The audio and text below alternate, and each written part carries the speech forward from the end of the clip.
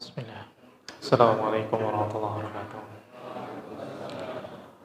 Alhamdulillahirabbil alamin wa bihi nasta'in wa salatu wassalamu ala asrafil anbiya'i wal mursalin wa ala alihi wa ashabihi wa man tabi'ahum bi ihsanin ila yaumiddin. Qala Allah tabaraka wa ta'ala fi kitabihil karim, ya ayyuhalladzina amanu taqullaha haqqa tuqatih wa la tamutunna illa wa antum muslimun. وقال جل في علاه يا أيها الناس اتقوا ربكم الذي خلقكم من نفس واحدة وخلق منها زوجها وبث منهما رجالا كثيرا ونساء واتقوا الله الذي تساءلون به والأرحام إن الله كان عليكم رقيبا وقال أيضا يا أيها الذين آمنوا اتقوا الله وقولوا قولا سديدا يصلح لكم أعمالكم ويغفر لكم ذنوبكم ومن يطع الله ورسوله فقد فاز فوزا عظيما. Amma ba'd, jemaah sekalian yang dimuliakan oleh Allah Subhanahu wa taala. Insyaallah pada malam hari ini kita akan membahas tentang bab hiwalah dan bab wadi'ah. Setelah kemarin kita menjelaskan tentang masalah rahn atau gadai. Yang mana rahn atau gadai ini adalah sesuatu yang disyariatkan di dalam agama kita, dan di antara faedahnya itu adalah agar memunculkan ketenangan bagi kedua belah pihak di dalam muamalah pinjam meminjam. Dan kemarin juga telah kita jelaskan bahwasanya barang yang digadaikan ini statusnya adalah milik dari orang yang meminjam. Jadi ketika seseorang meminjam harta kemudian menggadaikan barangnya atau menggadaikan hartanya, maka barang gadai tadi atau harta tadi itu bukanlah bayaran dari pinjaman yang dia pinjam, tapi dia digadaikan sebagai bentuk jaminan bahwasanya dia nanti akan benar-benar menunaikan tanggungan yang dia miliki. Dan tidak boleh seseorang memanfaatkan barang jaminan secara asal, sebagaimana yang disebutkan oleh Nabi SAW tentang masalah tersebut. Jadi tidak boleh seseorang mengambil manfaat dari barang jaminan, kecuali apabila dia memberikan nafkah kepada barang jaminan tadi. Jika barang yang, atau sesuatu yang dijaminkan itu adalah binatang, kalau dia memberikan makan, maka dia boleh menungganginya, boleh mengambil susu dan meminumnya. Itu beberapa hal yang berkaitan dengan masalah gadai yang kemarin telah kita jelaskan. Selanjutnya kita masuk ke dalam pembahasan bab hiwalah. Secara ringkas, hiwalah artinya adalah memindahkan. Secara ringkas, hiwalah itu adalah memindahkan. Apa yang dimaksud dengan hiwalah? Yang dimaksud dengan hiwalah, misalkan ada seseorang, si fulan A, dia memiliki hutang ke si fulan B. Pada waktu yang bersamaan ada fulan C yang ternyata dia meminjam harta kepada si fulan A. Jadi A ini punya hutang ke B, dan di sana ada C ini punya hutang ke si A. Kemudian dipindahkan tanggungan membayar hutangnya. Yang asalnya si A ini harus membayar hutang kepada si B, dioperkan. Jadi yang harus membayar hutang siapa? C kepada si B. Ini namanya hiwalah secara asal. Jadi seseorang memindahkan tanggungan atau kewajiban membayar hutangnya kepada orang yang punya hutang dia, dan dia itu mampu untuk membayarnya. Ini secara asal atau pengertian hiwalah secara sederhana, yaitu orang memindahkan kewajiban melunasi hutang kepada orang lain yang dia memiliki tanggungan atau kewajiban hutang kepada dirinya. Dan hukum menerima hiwalah kalau dia mampu, ini adalah suatu kewajiban bagi dirinya.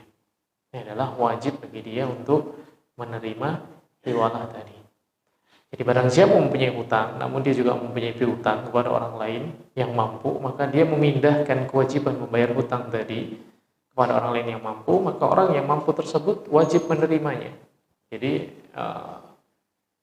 ketika seseorang punya tanggungan, kemudian memindahkan tanggungan kepada orang yang memiliki tanggungan sama dia dan dia mampu, maka dia wajib menerimanya. Dia nggak bisa menolaknya. Ini jika berkaitan dengan masalah hiwalah atau piutang. Hal ini sebagaimana yang disebutkan oleh Nabi SAW di dalam kitab Sahih Jami' Shaghir, bahwasanya ketika seseorang yang hadis ini juga telah kita sebutkan pada sebelumnya, seseorang menunda membayar hutang itu adalah merupakan kezaliman, dan apabila di antara kalian menyerahkan, memindahkan kewajiban kepada orang lain, maka terimalah. Ini diperintahkan oleh Nabi SAW untuk menerimanya. Dan perintah ini menunjukkan faedah wajib, karena kaidah asal al-amru lil wujub. Perintah ini memberikan faedah wajib. Jadi hiwalah ini pembahasannya nggak terlalu panjang karena memang dia ringkas dan sederhana. Intinya memindahkan kewajiban membayar hutang dari seorang kepada orang lain, dan ini diperbolehkan secara syar'i, dan kalau dia mampu maka dia wajib memenuhinya. Ini hal-hal yang berkaitan dengan masalah hiwalah, memindahkan tanggungan kewajiban. Dan ketika misalkan pemindahan tanggungan kewajiban diucapkan atau diikrarkan kemudian disetujui, maka kewajiban tadi otomatis berpindah. Dan di sana juga ada penjelasan tentang pemindahan tanggungan hutang itu pada dasarnya tidak disyaratkan orang yang menerima tanggungan tadi harus punya hutang terlebih dahulu. Nah, kalau punya hutang maka wajib dia menerimanya. Namun kalau tidak punya, maka sebagaimana hadis Nabi SAW, beliau mengatakan maka terimalah. Kalau memang dia mampu, maka dia boleh menerimanya. Kalau dia menerima, maka dia yang wajib membayarnya. Misalkan si A dia miskin, kemudian si B kaya, kemudian si C itu punya harta yang dipinjam si A, kemudian si A minta tolong kepada si B yang punya harta tadi. Saya punya utang kepada si A. Sudilah kiranya gitu kan untuk melunasi hutang saya. Dia memindahkan kewajiban untuk membayar hutangnya kepada orang kaya yang mampu tadi. Kalau dia menerimanya, iya, hutangmu saya yang bayar. Maka kewajiban membayarnya berpindah kepada orang yang tadi menerima pengalihan pembayaran hutang tadi.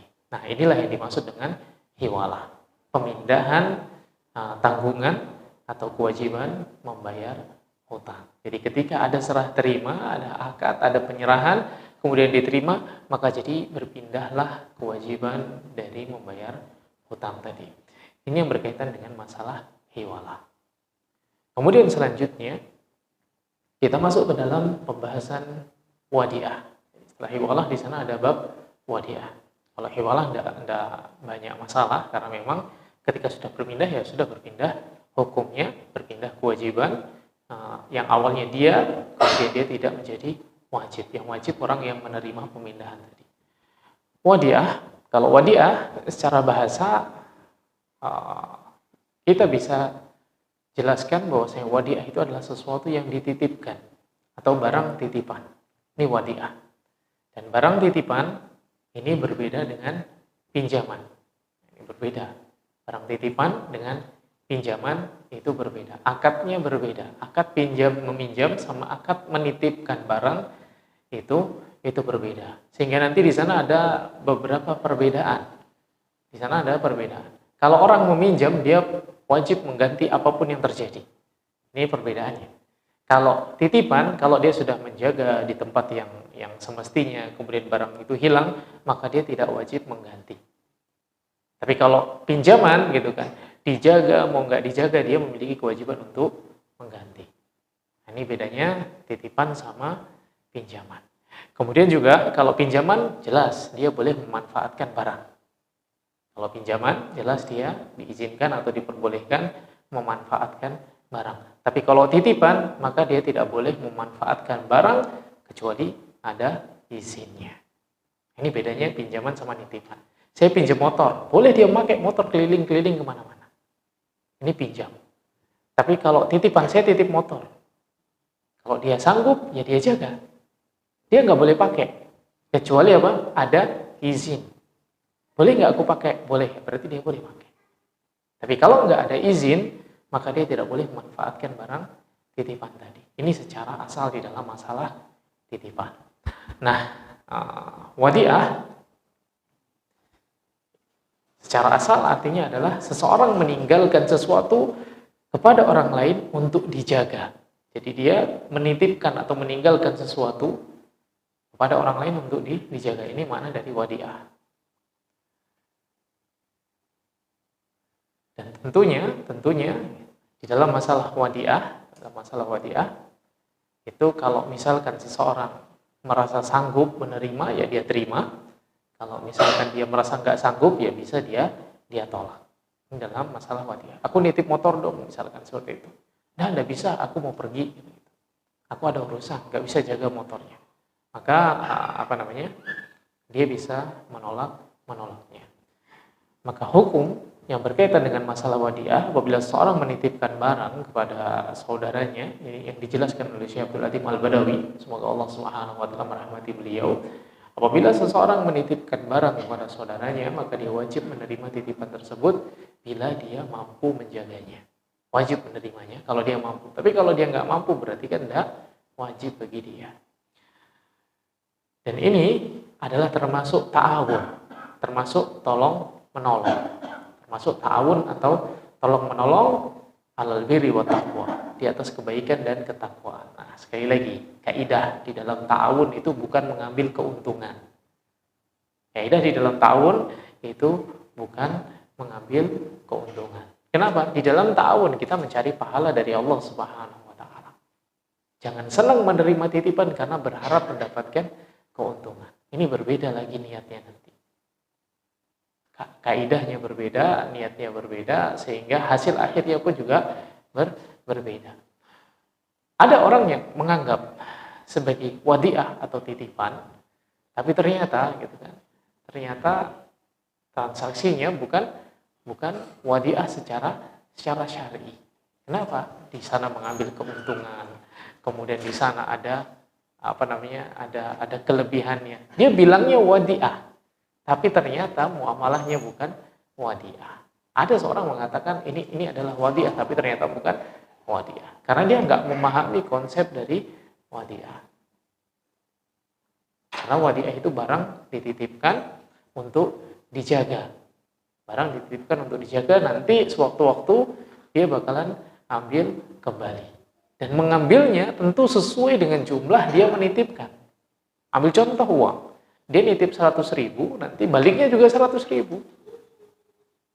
Ini wadi'ah, karena dia menitipkan. Kemudian orang yang dititipi, ya dia cuma menjaga saja. Dia nggak mengambil manfaat, tidak memanfaatkannya, tidak mengembangkannya, tidak menjadikan sebagai modal dan yang lain. Kecuali atas izin dari pemiliknya. Jadi orang yang menerima wadi'ah itu nggak boleh memanfaatkan barang titipan kecuali atas izin dari pemilik barang tadi.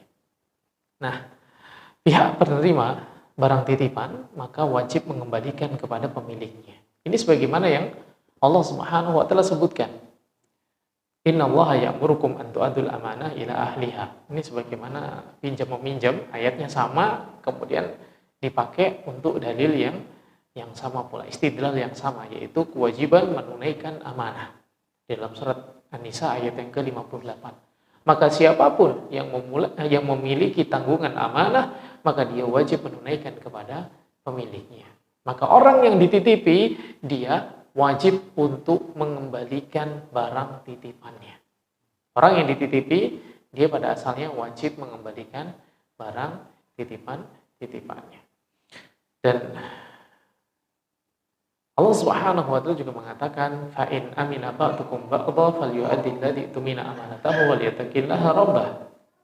Dalam ayat yang lain Allah Subhanahu wa taala mengatakan fa in amina ba'dukum ba'dha, kalau ada salah seorang di antara kalian memberikan kepercayaan kepada orang lain, kepada saudaranya yang lain, falyu'addi alladhi tumina amanatahu, maka hendaknya dia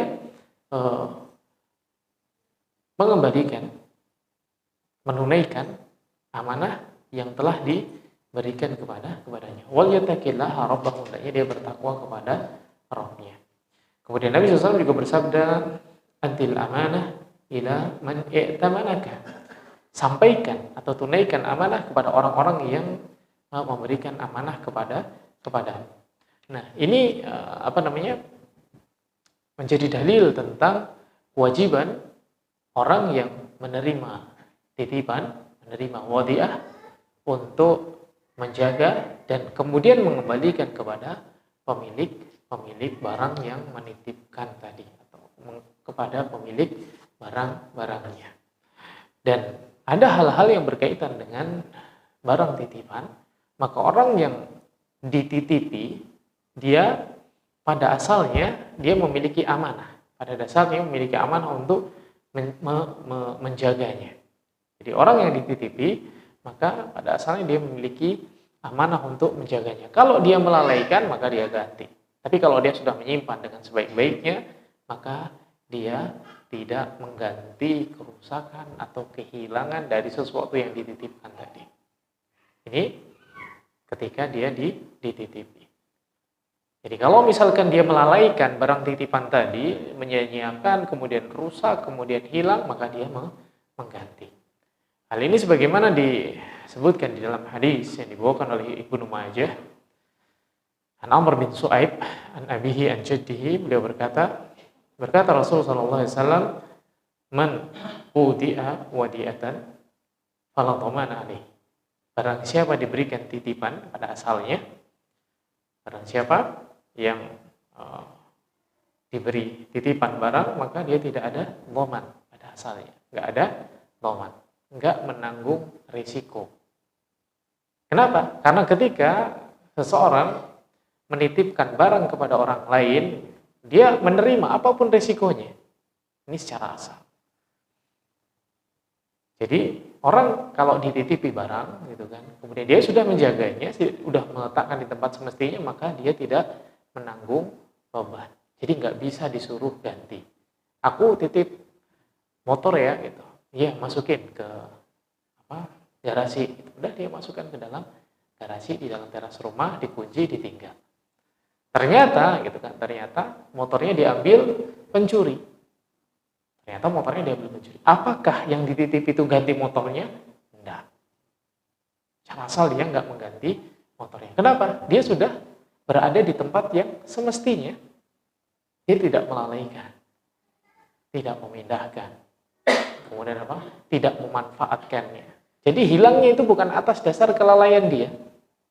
Hilangnya bukan atas dasar kelalaian dia. Kecuali gitu kan, udah disimpan di garasi, kemudian dikeluarkan, ditaruh depan rumah, taruh di mana jauh, kemudian diambil orang, nah dia ganti. Itu bedanya. Jadi ketika dia berada pada tempat yang semestinya, maka dia tidak menggantinya. Sebagaimana dalam hadis yang lain, Nabi SAW mengatakan, la dhamana 'alal mu'tamin. Tidak ada dhaman, tidak ada tanggungan bagi orang yang diberi amanah atau orang yang menerima titipan, dia nggak mendapatkan tanggungan, nggak mengganti. Kenapa?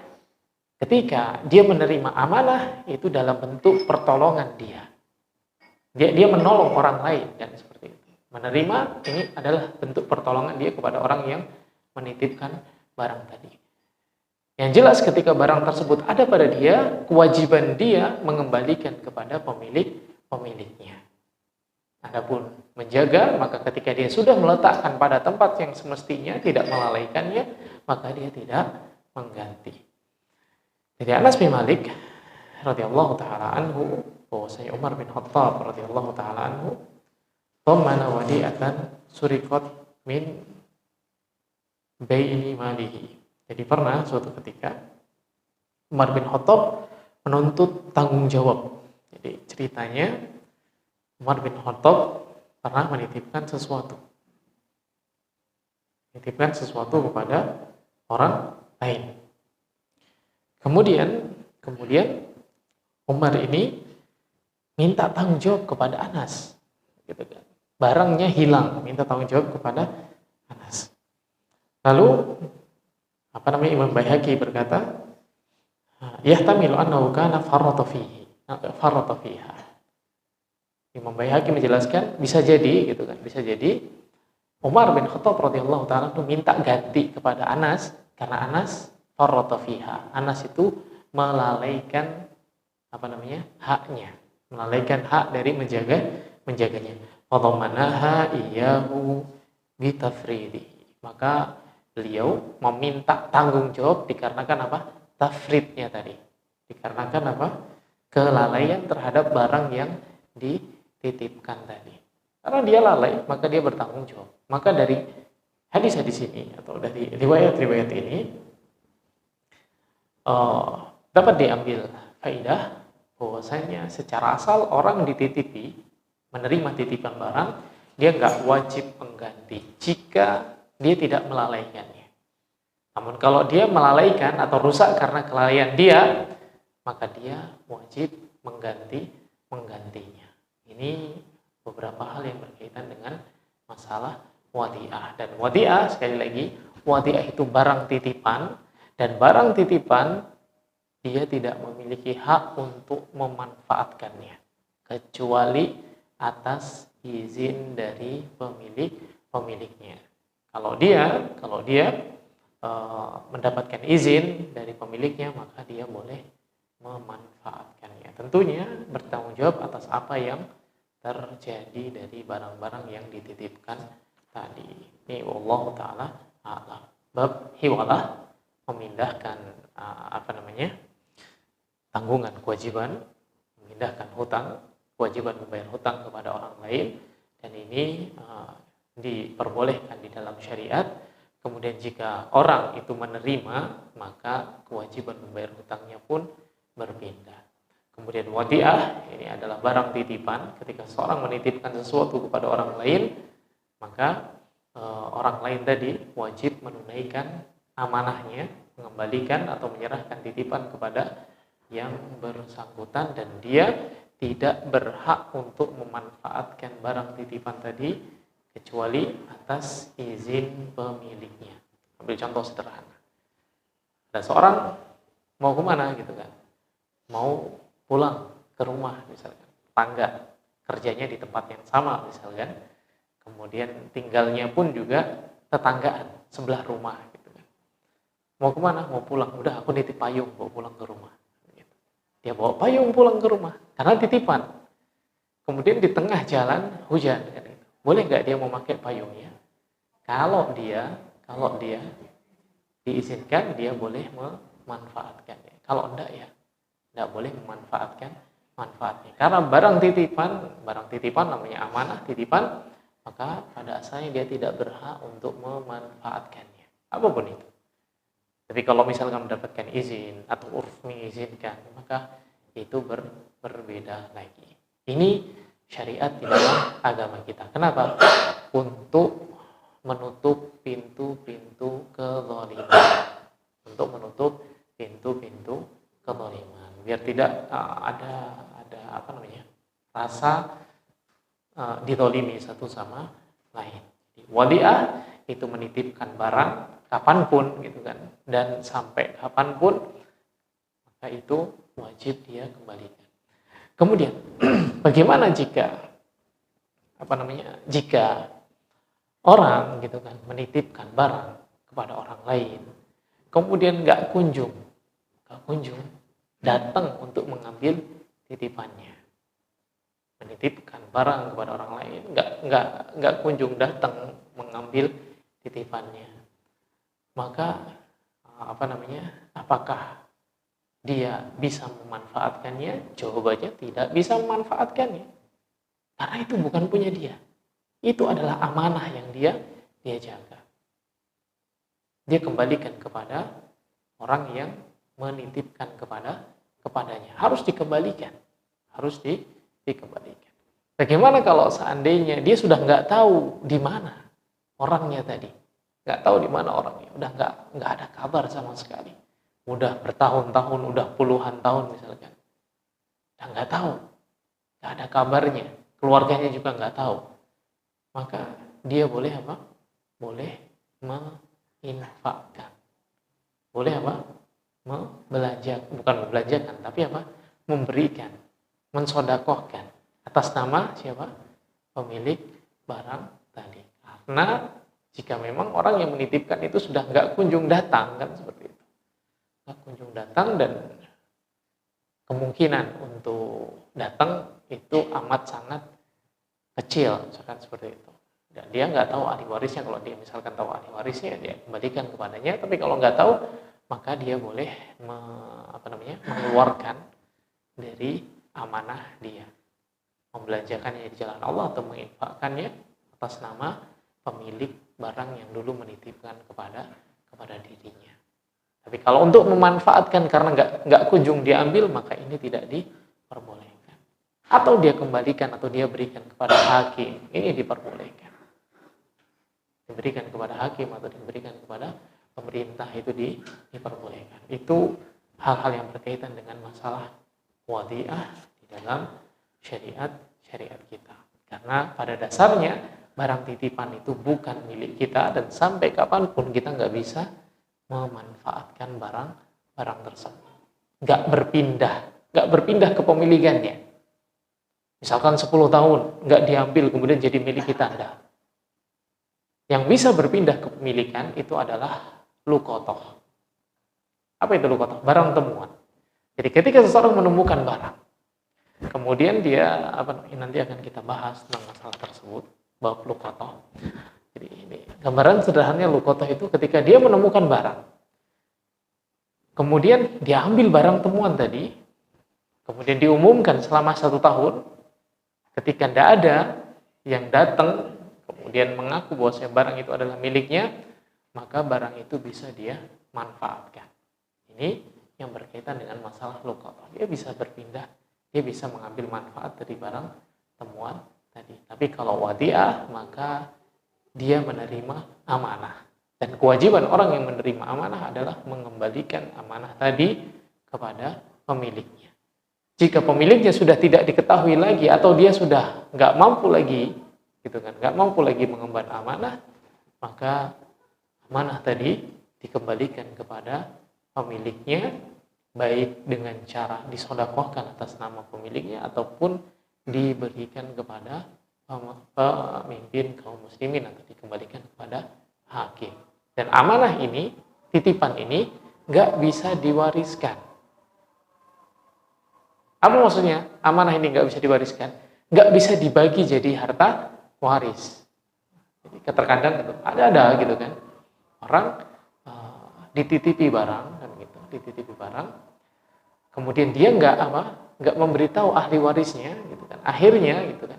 Akhirnya harta titipan yang punya orang itu dibagi-bagi oleh anak-anaknya jadi harta warisnya.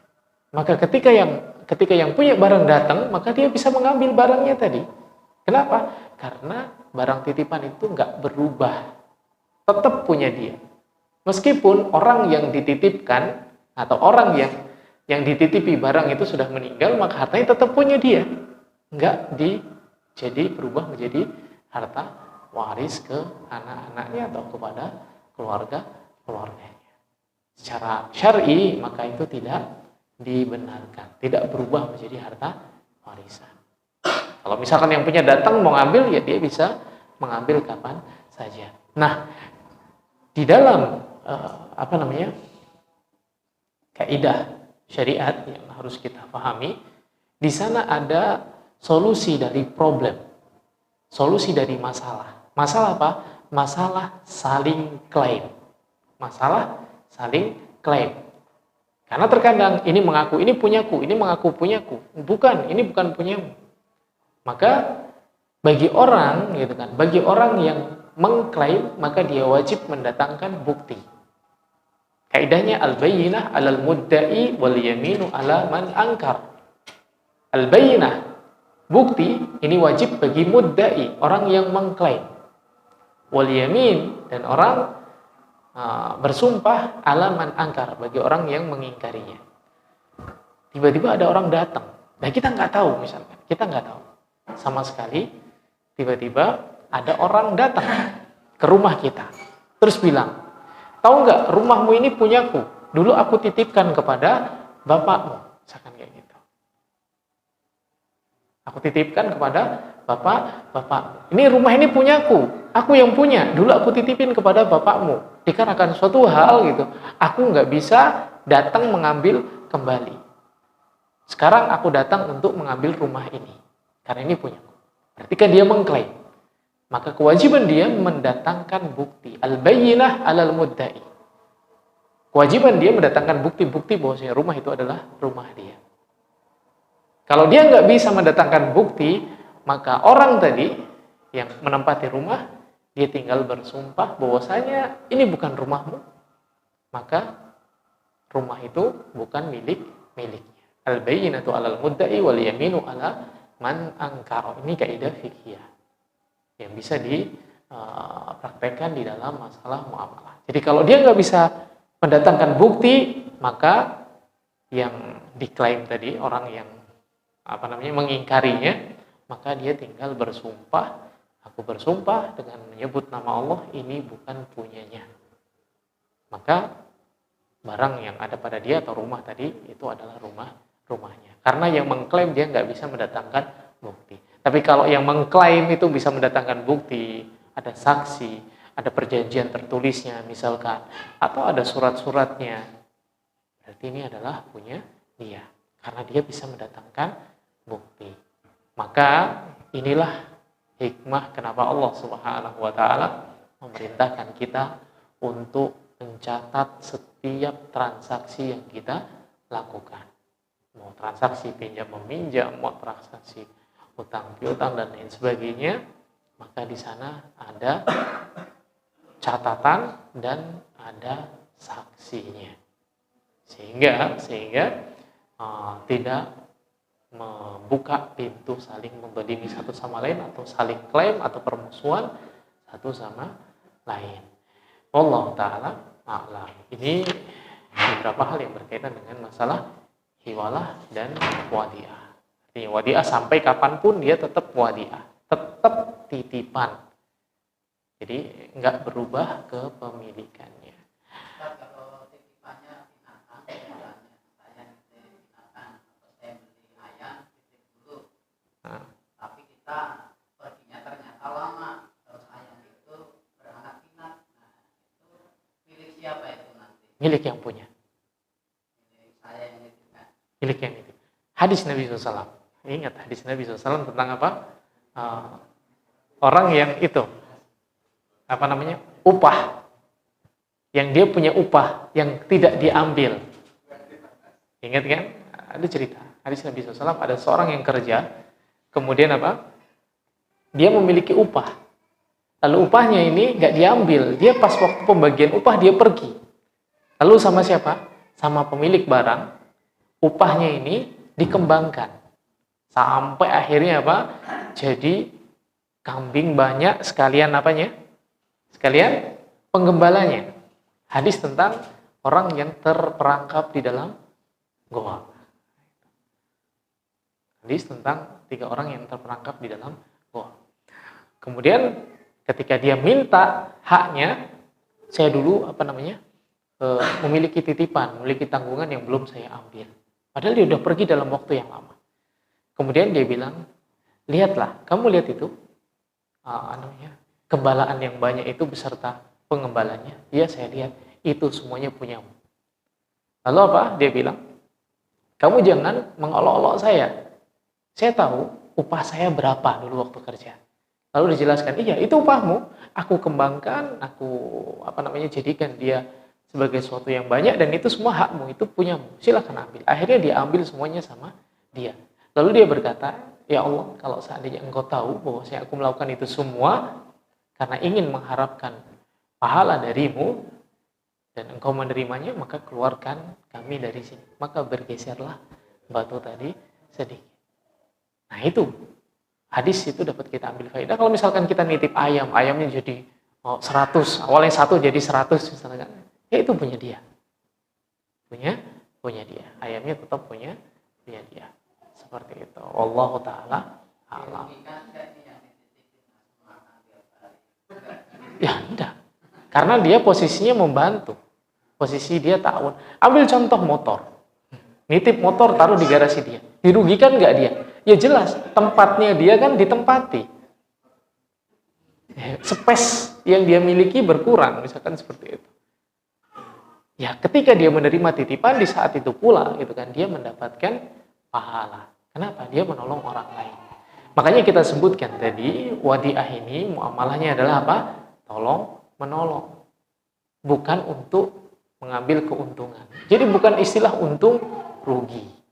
Bukan ijarah, bukan sewa menyewa, tapi ta'awun. Saling membantu satu sama lain.